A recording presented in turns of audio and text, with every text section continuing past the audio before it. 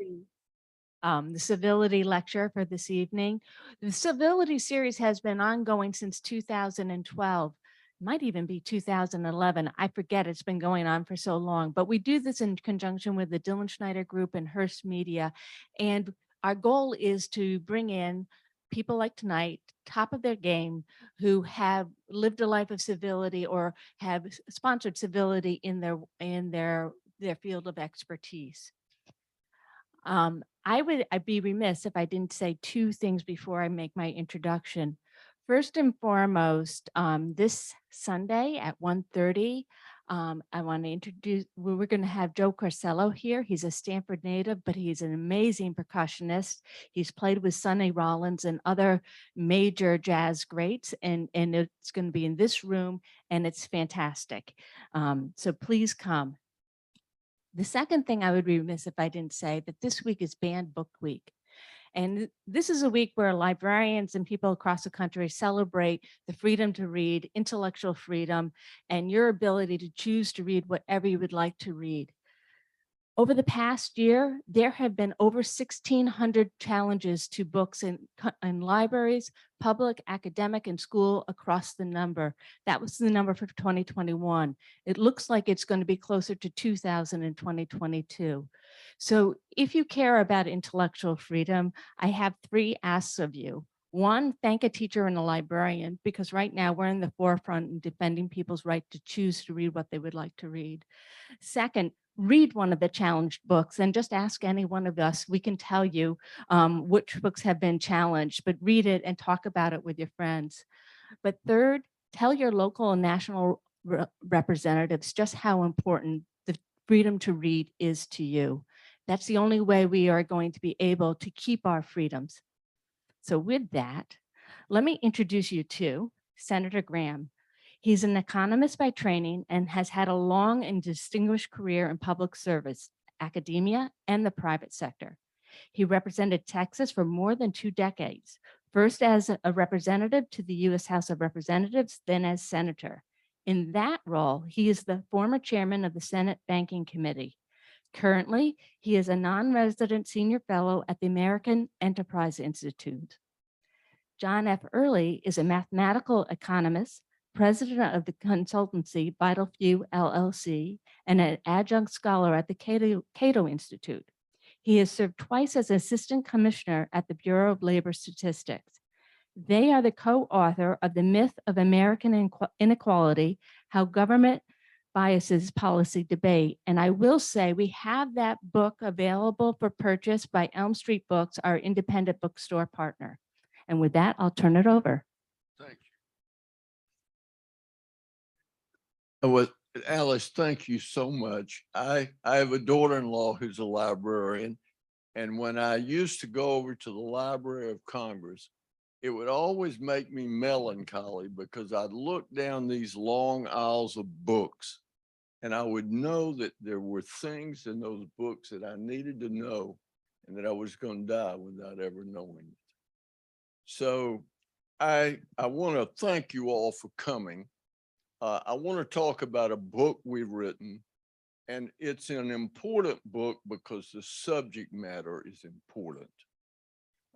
Our ability to decide what we want in our future depends on our capacity to judge the past and the present. And in the last 200 years, but especially in the information age, statistics have become an important part of our ability to judge our well-being. And what this book is about is trying to get our facts straight as a nation. Now, for over a decade, I personally have been looking at the numbers of the Census Bureau, principally their number for household income, and increasingly finding it at odds with what I see in the world that I live in. And being cautious, my first approach was to question my eyes. But then as I looked closer, and I was fortunate enough in this process to find my partner, John Early, who was twice Assistant Commissioner of the Bureau of Labor Statistics. And I can say modestly, understands the American statistical system, how we survey, how we uh, uh, turn the surveys into data and how we report the data. I believe John knows that system as well or better than anybody in the world. And I quickly concluded that he knew more about it than I would have time to live to learn about it. So I called him and asked him to join my effort. Now, let me define the problem real quickly and then move through explaining what's in the book. There has been a growing difference between what the Census Bureau puts out as household income, which is the building block of all American statistics on economic well-being, and numerous other reports by the Census, by the Bureau of Labor Statistics, and by other statistical agencies. I'll give you two examples. From 1947 to 1965, the level of poverty in America fell dramatically in the post-war boom. And then in 1965, it stopped, poverty stopped falling and has oscillated between 16% of the population and 14% of the population for 50 years. And yet during that same 50 years, the value of the transfer payments that the federal government has made to the bottom 20 percentile of American earners has grown from $9,800 to $45,400 for the average household. So you ask yourself, how can we be providing $45,400 of transfer payments, and yet we have had no effect on poverty for 50 years? A second statistic that reveals this problem, the Census Bureau every quarter presents data on household income. The Bureau of Labor Statistics every quarter presents data on household consumption. And for a decade, the level of income reported by the Census Bureau is roughly 1/2 of the consumption reported by the Bureau of Labor Statistics for the bottom 20% of American earners. It's 11% that expenditures or consumption is 11% more than income for the second quintile. And for the top quintile earns, according to the Bureau of Labor Statistics, twice as much as it spends. But yet we have no data of people saving 50% of their income. And so here is what, after we have gone back and reconstructed the decisions the Census Bureau has made in calculating statistics, going back to 1945, when it made simplifying assumptions, which made sense in 1947, but make no sense today because we calculate and report data for everything that is left out of the census measure. Now, to get to the bottom line, we find and show in the book that the level of transfer payments that the federal government is making are 3 times as large as the level of transfer payments that are reported as income in the census. So 2/3 of all transfer payments, tax credits, which you get in a check, the census doesn't count them as income. You may have seen recently, the president had said the majority leader and the speaker had said that we were going to cut child poverty in half, but with this tax credit that was adopted in 2021 and was retroactive. But when the official number for poverty came out among children, it was virtually unchanged. Now they put out a supplemental measure to explain what happened, but the measure that will be used historically in analyzing what's happening in the country was unchanged. So you ask yourself, how is it that we gave a tax credit that should have cut child poverty in half and it had no effect on the measure of child poverty? The reason is the census didn't count it. They don't count tax credits that are paid with checks. They don't count food stamps that are paid with a credit card. They don't count Medicaid, housing subsidies, and roughly 100 other state and federal programs. Also, in calculating income inequality, remarkably, the census does not take into account taxes. And most people never see the money that's paid in taxes because it's deducted from their paycheck.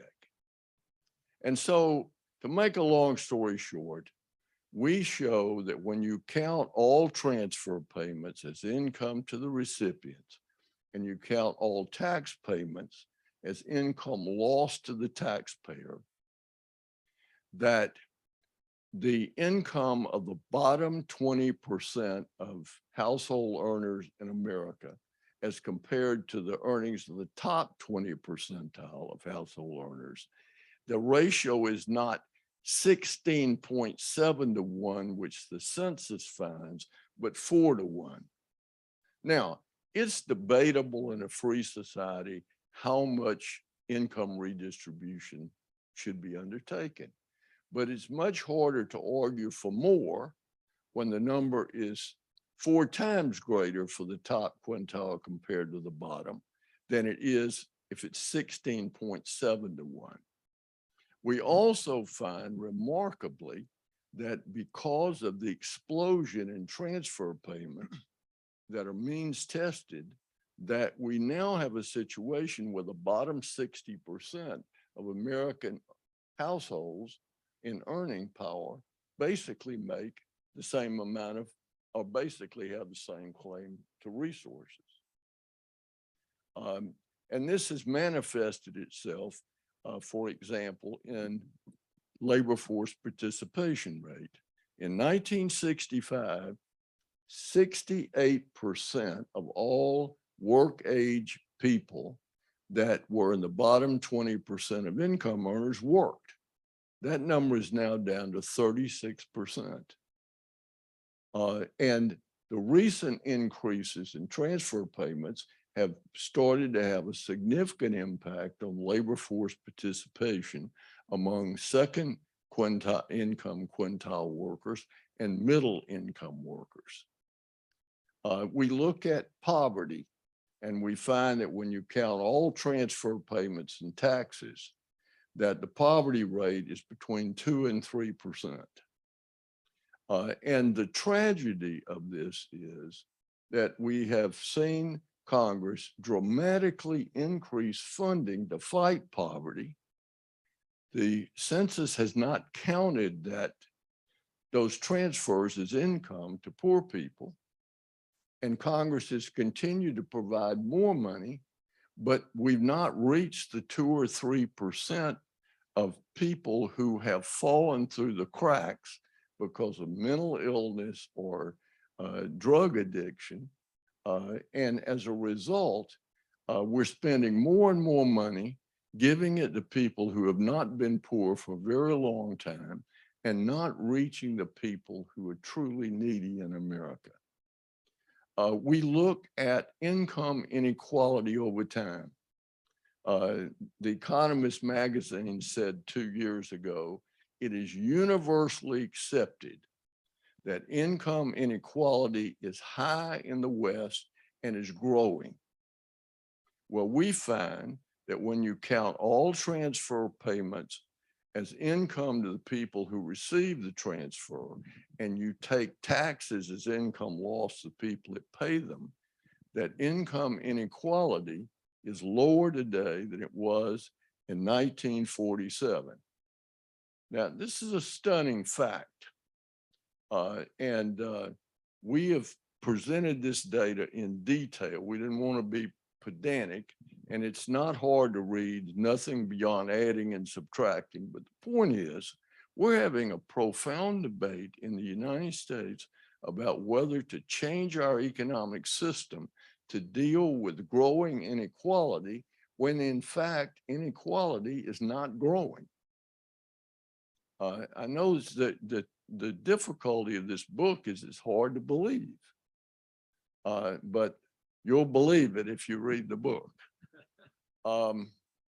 We then look at why people earn different levels of income, and we're able to separate out the largest cause of inequality among earned income. That's what people earn by working or by investing, saving and investing. The largest source of income is labor force participation. We now have a substantial portion of the population that is divorced from the economy. They never get on the playing field. They never acquire skills. They never develop their God-given talent. And as a result, that is the biggest single cause of earned income inequality in America. The second cause won't surprise you: quantity and quality of education. And we focus on primary and secondary education, and the people who, in failing inner city schools, never get the opportunity to develop their talent.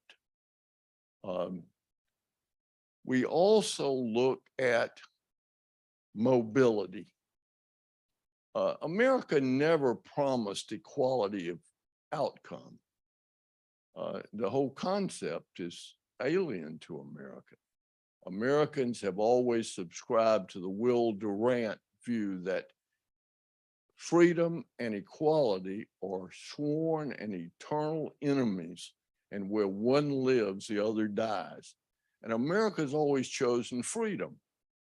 But the freedom comes with a responsibility, and that is, as Abraham Lincoln said, a fair chance for people to use their industry and their intellect.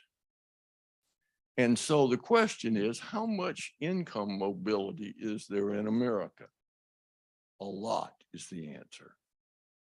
You'll see in our book that 93% of all people who grow up in families that are in the bottom 20% of income earners, that 93% of them as adults live in households with a higher real income than their parents. 67% have a high enough income that they not only live in the same quintile of income their parents did, but they have moved up a not insignificant number all the way into the top quintile. Also, for people who have been born and grown up in the top quintile, we find that roughly the same number, about 66%, go down. Now, 70% or live in families with higher income than their parents, but you got to understand, over this period, the whole income structure of the country has risen. So you're comparing their parents compared to when they lived to them now. And the point being that opportunity is alive and well in America. And it's important to remember, opportunity is not just a single generation thing. We're talking about one generation of mobility, but I like to remind people that George Washington's grandmother, came to this country as an indentured servant. And George Washington was the richest man in colonial America. That's America in action. We look at the super rich very closely. Who are these people? How much money do they make? How much do they pay in taxes? There seems to be this idea in Washington that all we have to do is just take more and more of their income and we can pay for more and more government. Well, we show that's preposterous. If you took 100% of their income, that you couldn't fund the government for a month. We look at all of the studies that have been done that claim that people don't pay their fair share of taxes, the Piketty study, and we also look at the ProPublica. This was the group that took the stolen tax data, but they cheated. They took the data on what taxes had been paid, but they couldn't make their case using the tax return. So they put in a phony income level that didn't measure how much income you earned, but it measured how much all the assets, your house, your retirement, anything you own would have appreciated in a single year as if you sold it every year. Well, nobody pays taxes on income they don't earn. And we look at the Piketty studies and reach basically the same conclusion. We look at the last 50 years and the incredible progress that's been made. It would be called a golden age in any other country in the world. And finally, we look at the future. And we make a point that we don't live in a zero-sum world. What you earn in income is not taken away from me. Elon Musk became the richest man in the world, but he didn't make me poorer by becoming the richest man in the world. Warren Buffett has made the country rich by becoming rich, by his talent in managing money. He's made millions of people rich. This idea that somehow we're poorer because he's richer is economic nonsense and alien to every value that this country stands for. And in our conclusion, we ask, what could we do that we're not doing that could increase the amount of opportunity that is available to people? And we conclude that at anything like the level of transfer payments we're making, you have to have a mandatory work requirement for means tested programs. And we've tested this. Under President Clinton, we had a mandatory work requirement for AFDC, aid to families with dependent children. And it was a dramatic success, the biggest social success in a government program in my life in government. We had over half the people receiving benefits leave the system, take jobs. They're better off, their children are better off. We believe that we should bring that same system to every means tested program for able-bodied people. We're not doing people a favor by paying them not to work. We're hurting them. And finally, we talk about education and getting a chance to get on the playing field and compete. And this is something I feel strongly about because I didn't take to book learning at first. I failed the 3rd, 7th, and 9th grades. I didn't learn to read until I was in the 10th grade. My father died in 1957 and he had served during the war. And so my mama got $8,000 of GI insurance. My father was a sergeant in the Army. And she took that 8,000 GI insurance and sent me to private school. Within a week, they'd figured out I couldn't read, and it changed my life. Now, that's important to me, and it's important to this book because how many people are in inner city schools all over America that are like me, that have talent, and that it's never discovered, it's wasted. And it's so important for their happiness and for the well-being of our country.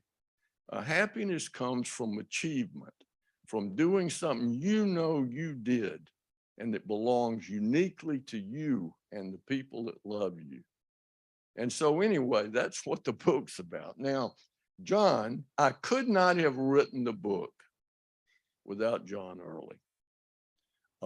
His knowledge of how we sample, how we put together data, how we report it, has just been indispensable in this project. And our partnership, I think, has been very successful. And I think the book is very well written because we argued every sentence. We thought out every single sentence. You know, the problem with books written by more than one author, often just glued together different things, different wrote.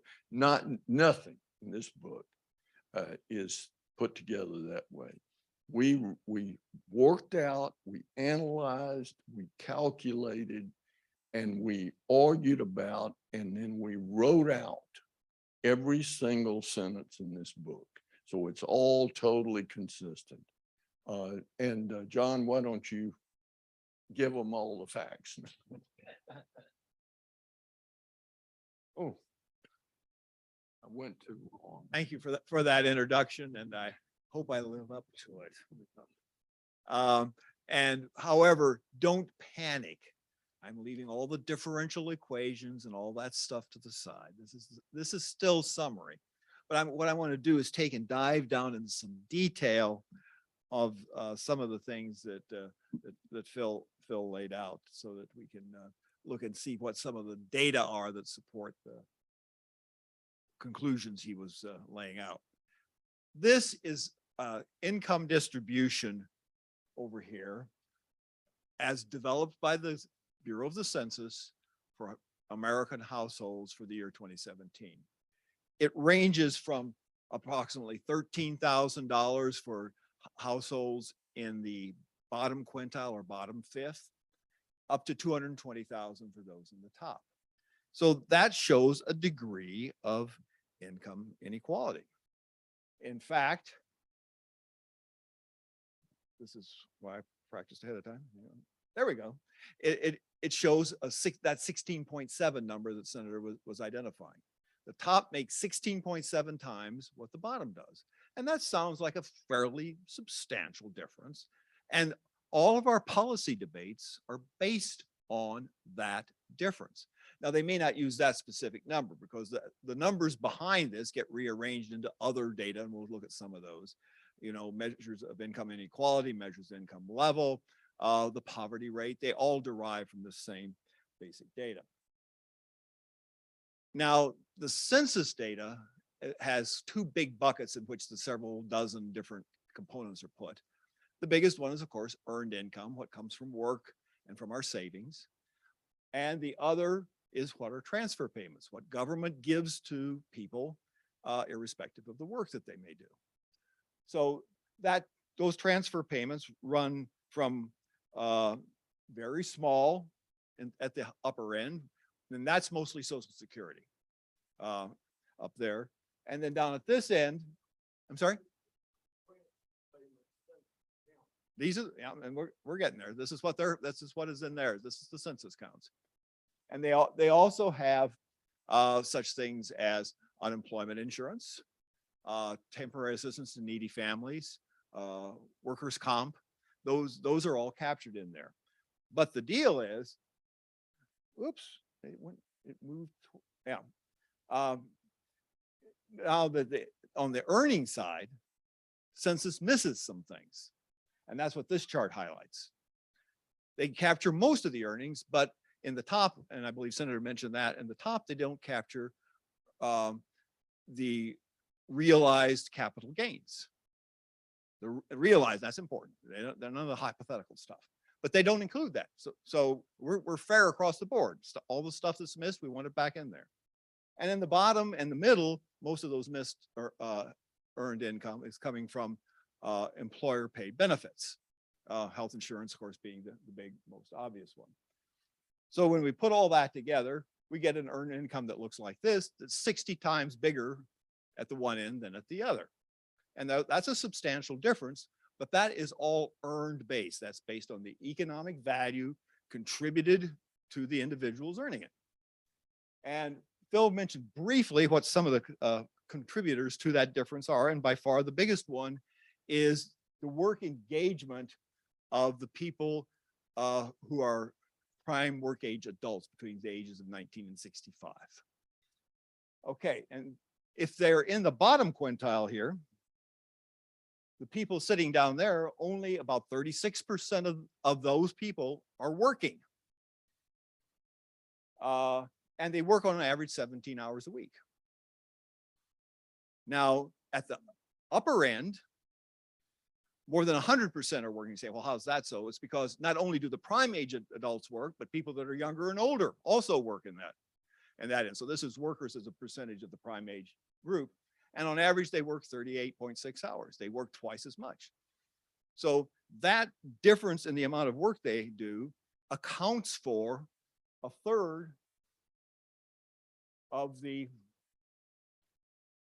difference, 32%. So of that 60%, a third of it, 60 times difference, a third of it is due to the work engagement, whether you work or not and how much you work. The next 25% comes from education. We all know that someone with only a BA makes 70% more than someone with only a high school education, for example, and that throughout the income distribution. Then within your education, there's also choice of occupation. For example, if you go and get a BA and study some mathematics and some analytical techniques, you might go and become a surveyor to go out and do critical measurements. George Washington actually did that in his early days, to tie that together. But anyway, highly skilled occupation. But you go and take some of the same classes and you make another occupational choice and decide to become a computer engineer, computer software engineer, you make twice as much. So the occupational choices account for about 6% of the difference. Now, a much smaller 2% comes from experience. Older workers make more because they gain experience and their earnings go up over time, and that's about 2% of the differential. Another 18% are tied to other things related to employment, which we won't go into here. And the remaining 17% comes from the difference in education and savings. Okay. It's anything. It's income from savings and investment, because your savings, you may invest it or you may put it in a savings account, whatever it is. But it's only when it's realized. Yeah, we'll wait on the questions. Yeah. Okay, so now we move to transfer payments. Okay, and we're going to talk about those in a little more detail now. So that's the earned income. And on top of that, government makes contributions. This is what the census had in it, which I mentioned briefly earlier. It's heavily Social Security, temporary assistance for needy families, unemployment insurance, and so on. But they miss more than 2/3 of the total. They miss all of this stuff. They miss Medicaid. They miss food stamps. They miss refundable tax credits, like the one child tax credit that we had that big debate about. And you can see that that makes a considerable difference in the slope of that curve. And so now we look at those total transfer payments and we see the difference is only 5.7 rather than 60.7 times. That reduces inequality by 90% by simply counting all the transfer payments. Simple enough. There we go. Now we gotta say, okay, so that's all what came in. But remember, government giveth and taketh, then taketh away. So now here come the taxes. And the red and orange there kind of show how that tax is taken away. That at the top end, 35% of earned income goes to taxes. At the bottom, only 7%. So if we take those taxes out, we then get a difference of only 4.0. So these are the numbers Senator was talking about. Inequality as measured from top to bottom, and there are other ways to measure it. We'll see those in a minute, but is cut by a factor of 4. So it's greatly exaggerated how unequal things are. So if we're going to have a debate, let's have a debate about the actual case, not some hypothetical case. But the other interesting piece here is right down here. The bottom 60% are almost all equal because the money has been transferred down the line to raise the lowest end, and to some degree, the middle also lost some in the taxes. So we're going to look at that in slightly different form here. Here's exactly the same data, the 4.0 top to bottom, the 5 quintiles. And what you can see here is the difference in income between the bottom and the second quintile is a mere 8%. Yet almost 3 times as many people are working in the second quintile, and they work almost twice as many hours. But then if you look at the difference between the bottom and the middle quintile, the difference isn't a whole lot larger. It's only 30-some%. And they're working more than 3 times as many people and more than twice as many hours. And yet the incomes are all essentially the same. Now, this is on the earnings side. Well, let's talk about the well-being side. To do that, we adjust for the size of the household. And smaller households tend to have lower earnings, higher earning households tend to be larger.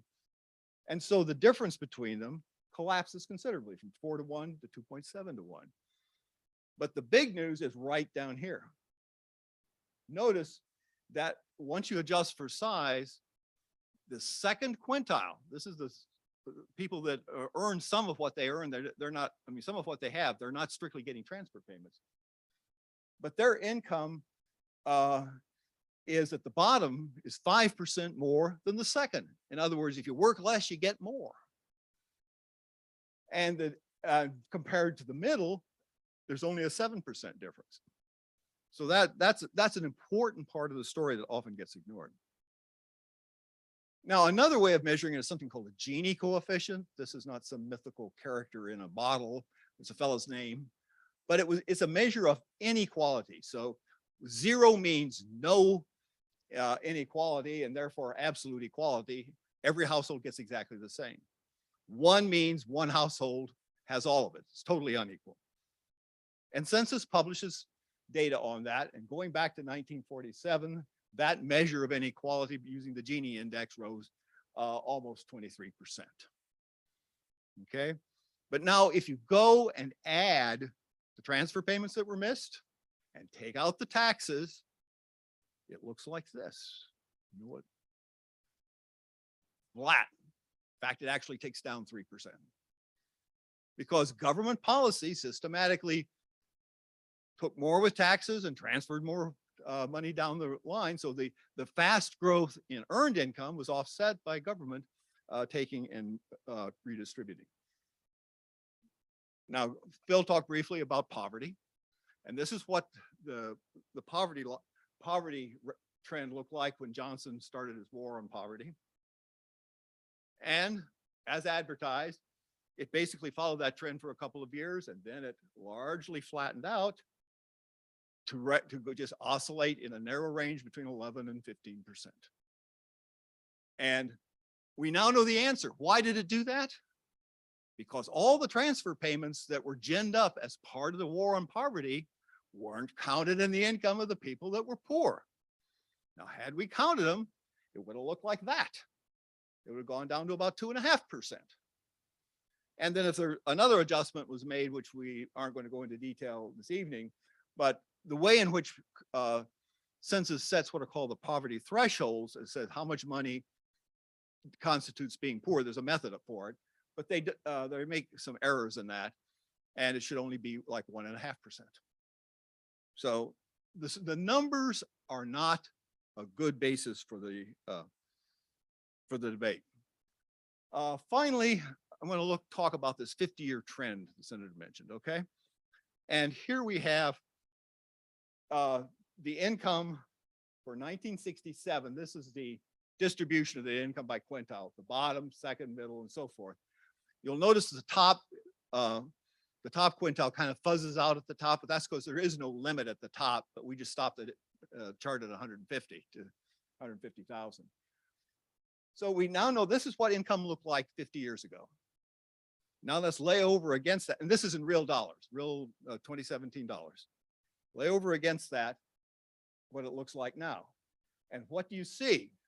You see that 77% of people in 2017 were living at the same level of income as some people in the top quintile in 1967. Look, oopsie daisy. There we go.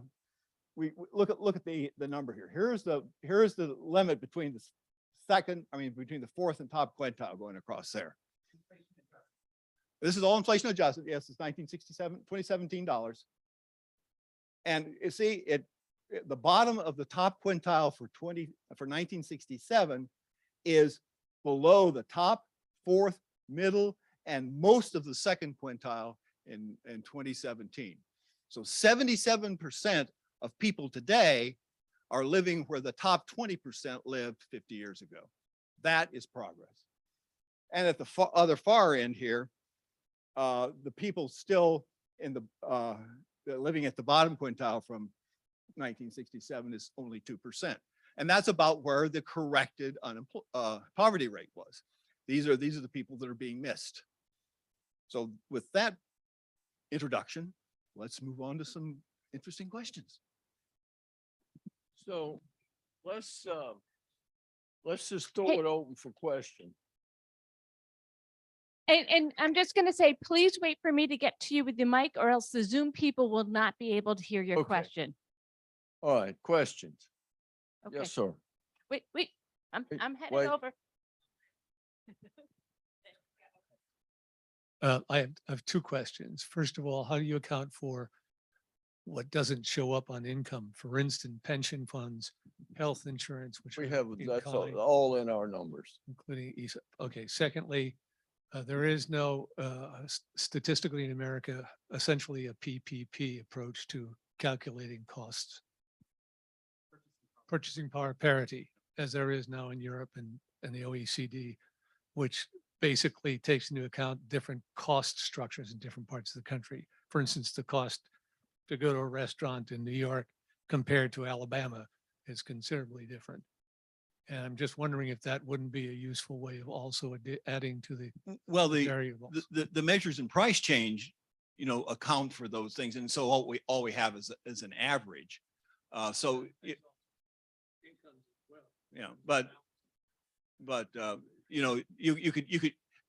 there is regional data, and we actually have a section in there Yeah, talking but about they regional will data. affect both your fixed incomes such as house values as well as income, because you don't need. Yeah, there's much. no doubt that there are cost differentials in different parts of the country. The basic thing the book is trying to do is to look at the nation as a whole. So it's like doing any kind of work, you got to decide what you're going to cover, but there's no doubt that there's a difference. I have a son living in New York City, and I spend much of my life trying to convince him to go somewhere where his living standard would be greater, but yeah, I'm talking to a wall.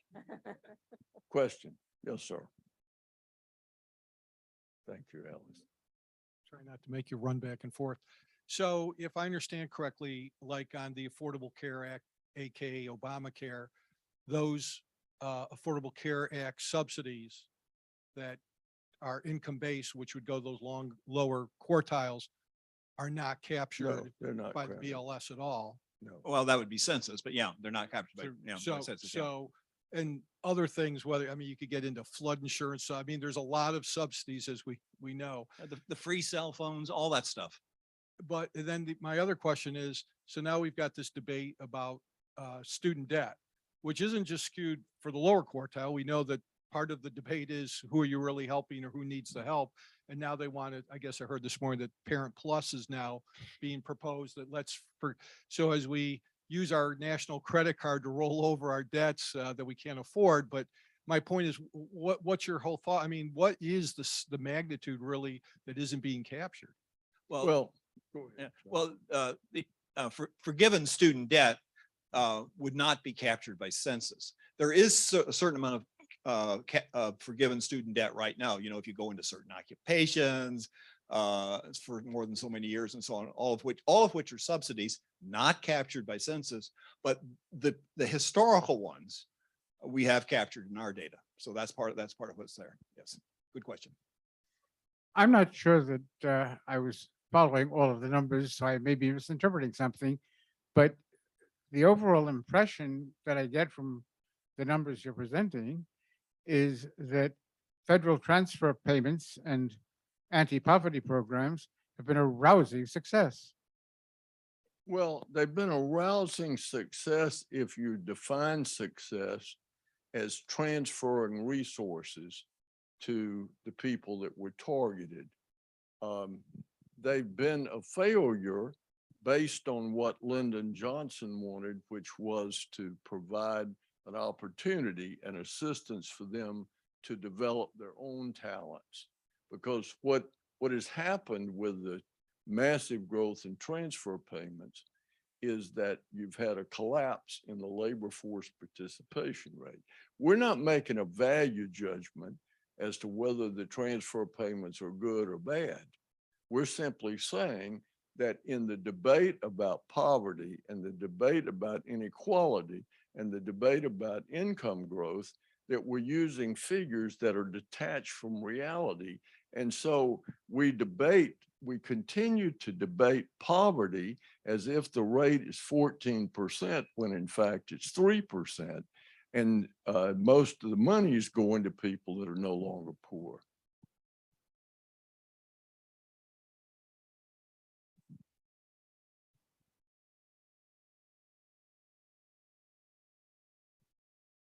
Coming behind. Oh, this one. Well, thank you very much, John, Senator. Decades of service to our country. Thank you so much for that too. And the fact that you're still kicking around, putting out books like this speaks volumes to the genes that your father and mother gave you. You said, Phil, that statistics are an important part of how we evaluate our well-being. A good portion of, not good portion, all of your analysis is based on income. And what many people now look at is wealth. A good portion of wealth in America today is unrealized income. Here's a statistic. The top 1% of wealth owners in the United States have a net worth of $49 trillion. And the bottom 20% of Americans in the United States have a net worth of $4 trillion. So that's 10 to 1, the top 1% versus the top 20% in wealth. I'm just wondering what, and this is where Piketty goes. That's why Piketty did his research, which is, as we all know, has been discredited. When you think about wealth inequality instead of income inequality, and that clearly tears at the social fabric of the country. What are your thoughts on wealth? Let me respond to that. First of all, we dealt with income. Piketty dealt with income as well, but he dealt with wealth. The problem is we don't have good numbers on wealth. We don't have a way, we've got predictions of what people are worth, but in terms of hard data, until the worth is realized by selling the ownership, we don't really know what it is. Secondly, the number about rich people got X and poor people got Y is very misleading, because it doesn't count the wealth they have in commitments that are going to be fulfilled at some level, like Social Security, Medicare. And it's the same thing when you count that public wealth that they have been guaranteed. It does the same thing to wealth as it does to income. In fact, almost all of these studies that involve wealth use income and then multiply it based on a set of assumptions. And We wanted to use numbers we knew we could defend, and that's why we stayed with income. And again, I'm not arguing about whether how people view wealth. I'm just simply saying that Warren Buffett, none of his wealth was taken from me. None of his wealth was taken from you. How am I worse off that he's wealthy? And one of the reasons I'm certainly not well off is he doesn't spend it. He keeps investing it year after year after year in America. So my guess is we're doing more to help people with his wealth while he's alive than we'll get when he dies, and he gives most of it to charity and the government gets the rest. My guess is that won't be worth what is being created with his wealth being invested right now. And we make that argument in the book. I think your argument that you just made is a good deal stronger than your argument on equality. I think there's an argument to be made that the issue with reference to, say, Warren, but number one, yes, you're absolutely right. His being rich doesn't make me poor. That's nonsense. But number two, I think to argue inequality is implausible. However, I think you can argue equity, meaning that Warren Buffett and people like him have in fact given to the society more than they've taken from it.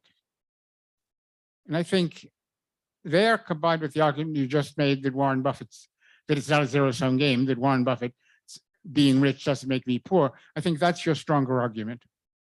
Well, again, we're not making an argument about income inequality one way or another. We're just simply saying that the government mismeasures it, that the ratio of the bottom 20 to the top 20 is 4 times. The top 20 make 4 times as much or have 4 times as much income as the bottom 20. Now that could be good, bad, but the point is it's not 16.7 times. We need to get our facts straight. If we're going to make rational decisions, we got to be arguing based on numbers that are attached to reality. And that's the basic thrust of the book. Now, we've made some arguments here, and we make arguments on the super rich, that it is important to note that unlike the ancient world when Plato was writing, and where most of the thinking of socialists come from, when Plato was writing, it was a zero-sum world. There was no economic growth. Wealth was primarily in land. Land was limited. So if somebody got it, somebody lost it.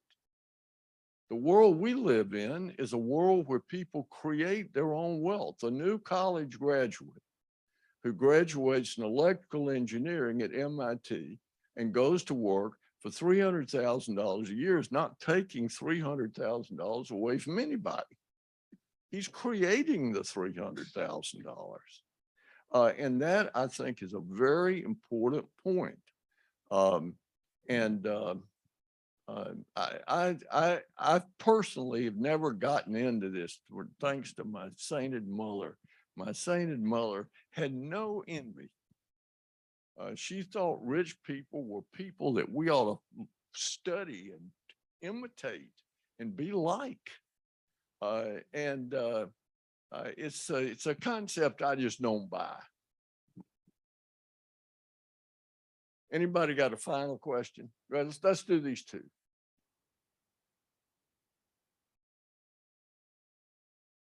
So if even a simple guy like me can realize that whether you give somebody $100 bill or $100 tax credit, it's essentially the same. Why doesn't government realize that? There must be something nefarious, or there has to be something underlying. No, let me do it first and then let John do it.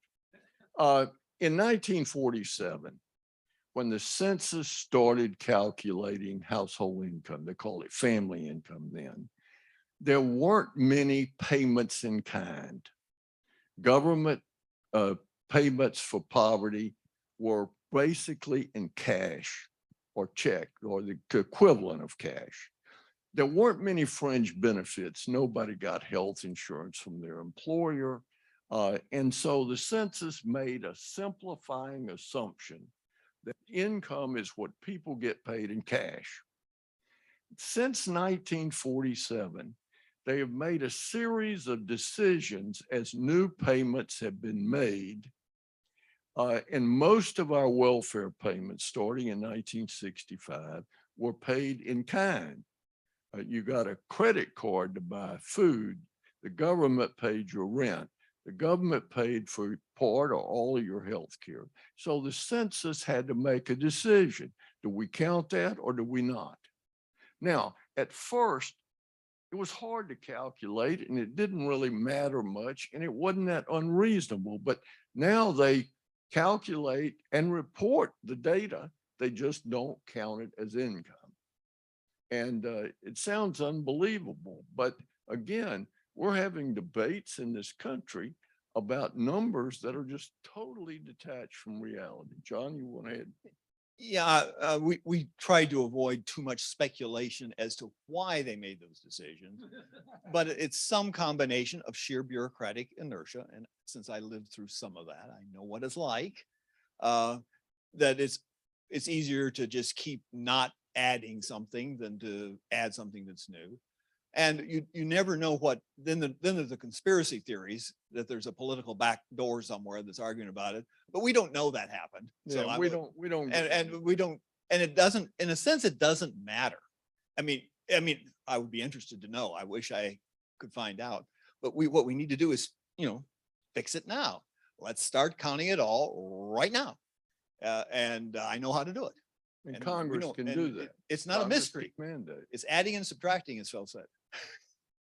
Last question. Okay. Well, I know that Thomas Piketty's book's been largely discredited, and yet people like Bernie Sanders immediately grab at the exact same numbers all over again. And meanwhile, you have other things which I read about in your book in an earlier Kindle edition they already downloaded, where you have like the government advertising food stamps, like, get rid of that mountain of pride and you're helping your family by not working and getting food stamps. And you're having this argument constantly happening where it's much more beneficial to your own office and to hiring more people if you're a government bureaucrat to hide the numbers and continually expand the benefits program. There is no incentive for actually using the numbers and shrinking government. What if you had 5% of the impact that Thomas Piketty had on the other end, you would be a wild success. Well, I'm hoping to. And again, our argument is simply count all transfer payments as income to the people that got the payment. Take all taxes from income for the people that paid the taxes. Congress can mandate that tomorrow. But if you can get the press behind you to start asking those Well, questions, I so the think second someone says Don't inequality, underestimate the they power of jump an on it idea. immediately. And you're absolutely right in everything you said. Okay, Terry Keeley wants one last word. Certainly not the last word. John, I gave you the softball before we started talking. So clearly the politically winning argument is UBI, Universal Basic Income. Eliminate all these programs. We're going to give every single person in America $25,000, whatever the number. What's the number? $45,400. Great. We're going to split the difference. Everyone gets 33 grand. You just saved a whole bunch of money, and boy, did you do something very politically popular. Why isn't there a political party talking about UBI? Well, and go ahead. Yeah, well, I think the first thing is because there's not a belief in what the numbers really are. So until we get that nailed, it's going to be harder. But that's the next generation. The things we propose to fix right away are things that you could do tomorrow without having to think about it. You know, count everything in the numbers. Have a work requirement for all of the needs-based benefits, and have the money follow the students rather than the bureaucracy. Those three things we can do it quickly. Engineering the UBI is a little more tricky, and a lot of the literature on it is very poor. Hey, I'll tell you a story about that afterwards. But no, it's very good. But that's the next chapter, is that if that's the best solution, and it could be, and maybe that's the next book. Well, George McGovern proposed it. John used to work for George McGovern. But let me tell the whole story if you're going to tell that part. No, we don't have time for the whole story. But the point is, we can do any of these things. We're not arguing for or against them. We're just simply saying we've got to have a debate based on the facts. We can't continue to operate where we provide money for the poor people, for example, and census doesn't count it. And then we provide more money for poor people and census doesn't count it. And we provide more money and they don't count it. At some point, we can't have everybody riding in the wagon. Somebody's got to pull the wagon. And we're getting to the point now, and we show it in this book, that we're getting in danger of middle income Americans, the people that made this country. We're getting in danger of them getting in the wagon. And at that point, we get into a situation like you have in France, where it's hard to generate growth because of lack of incentive. People work when they get rewarded. They struggle because they want something, and the work is a way to get it. If you give it to them, first of all, it changes their life. But secondly, you can't be shocked if you pay people more for not working when they don't work. I mean, you just can't do it. And we show this clearly and convincingly. Listen, if you got the money, buy the book and read it. We're not claiming we solved all the problems. We want to start a debate. We're not trying to end a debate. We're not saying that there are not things that we believe that aren't debatable, but we need to have this debate. The country needs to get its facts straight. Thank you very much for coming. Please get a book. Thank you very much. And Senator Gramm is right. Elm Street Books is right over here, and they have a copy of the book.